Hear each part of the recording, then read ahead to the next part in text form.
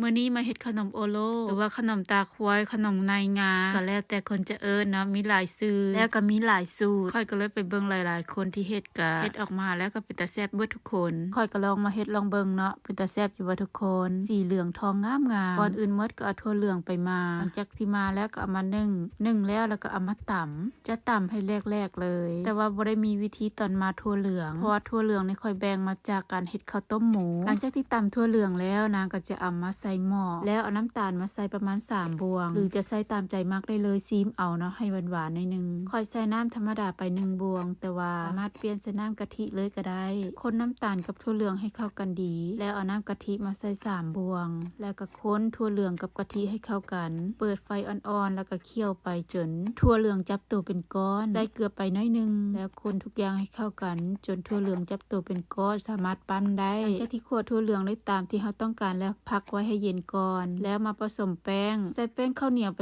2ถ้วยถ้าผู้ใดจะเฮ็ดหลายก็คูณขึ้นไปเอาเด้อทุกคนหลังจากนั้นก็ใส่แป้งข้าวเจ้าไป2บวงใส่เกล็ดมันฝรั่งไป2บวงสูตรตัวนี้ค่อยเฮ็ดน้ำเอ้ยป๋องแล้วบอกว่าเอาแป้งมันฝรั่งใส่เวลาทอดขนมจึงบ่แตกหลังจากนั้นก็ใส่ผงฟูไป1บวงศาใส่เกลือไปครึ่งบวงศาแล้วใส่น้ำตาลไป4บวงหลังจากที่ใส่เครื่องบ่ทุกอย่างแล้วก็จะมาคนแป้งให้เข้ากันให้น้ำตาลกับเกลือผงฟูและแป้งต่างๆเข้ากันดีหลังจากนั้นก็จะใส่น้ำลงไปน้ำนี่ใส่ลงไปเทละหน่อยพอย่านแป้งแล้วเกินไปต้องใส่ไปเทละหน่อยค้นๆไปแล้วก็เติมน้ำไปสรุปค่อยใส่น้ำไปประมาณ350 ml ค้นๆแล้วก็หยอดน้ำใส่ค้นๆแล้วก็หยอดน้ำใส่จนแป้งเปียกเป็นก้อนแบบนี้แล้วจึงเอามือเข้ามานวดเวลานวดไปขณะแป้งยังแข็งอยู่ก็เติมน้ำใส่อีกน้อยนึงเติมไปเทละหน่อยจนแป้งหัดปั้นได้แล้วก็เนียนๆแบบนี้ก็แสดงว่าได้แล้วเอาน้ำมันพืชมาใส่1บวงใส่น้ำมันพืชลงไปแล้วก็มานวดน้ำมันพืชกับแป้งให้เข้ากันอีกเทื่อนึงนวดไปก็บ่โดนดอก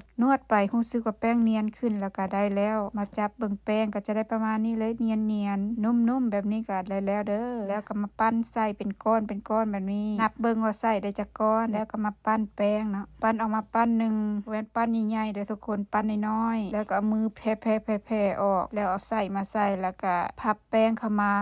วนๆๆไปให้เป็นวงมนให้เป็นหน่วยคือหน่วยบักบานแล้วเอามือลิ่งๆๆไปจนให้แป้งหันเป็นกลมๆเนาะถามว่าแป้งหันก้อนใหญ่ปานใดแปลว่ากะเอาเลยค่อยกะเอาบ่ให้แป้งหนาเกินไปแล้วก็บ่ให้บางเกินไปว่าผู้ใดสิใส่บวงมาตักเอาก็ได้เด้อถ้าอยากให้ทอกันบ่ทุกหน่วยก็เอาตัวใดตัวหนึ่งมาพองเอาหลังจากที่ปั้นได้เป็นหน่วยงามๆแล้วก็ไปลิ่งใส่กับงาให้งาติดอ้อมกับแป้งหลังจากนั้นก็เอามือลิ่งอีกเทื่อนึงเน้นๆให้งาเข้ากับแป้งได้ดีเวลาเฮาไปทอดมักงาจึงบ่แตกออกจากกันนางก็จะมาปั้นแป้งให้มันครบทุกหน่วยเฮ็ดแบบเก่าแบบเดิมเลยลิ่งไปให้แป้งให้มันหมุนกลมๆคือมักบานแล้วก็เอาไปใส่ถ้วยมักงาแนบไปซะนะติดไปจนมักงาหันติดกับแป้งแล้วใส่มือเอามาเน้นใส่แล้วก็ปั้นไปรู้สึกว่ามักงาติดกับแป้งแล้วก็ได้แล้วก็มาเกี่ยมทอดได้เลยใส่ไฟกลางในการทอดตั้งน้ำมันให้ร้อนๆประมาณ15นาทีก่อนหลังจากที่น้ำมันร้อนแล้วก็เอาแป้งลงมาใส่เวลาเอาไปใส่ก็คนทันทีเลยทุกคนเพราะว่าถ้าแป้งติดก้นหม้อแล้วจะเอาออกยากมีแต่ว่าเฮาเคี่ยไปทำอีกนะให้แป้งสัมผัสกับน้ำมันแป้งจึงบ่ติดก้นหม้อหลังจากนั้นจะก็เคี่ยไป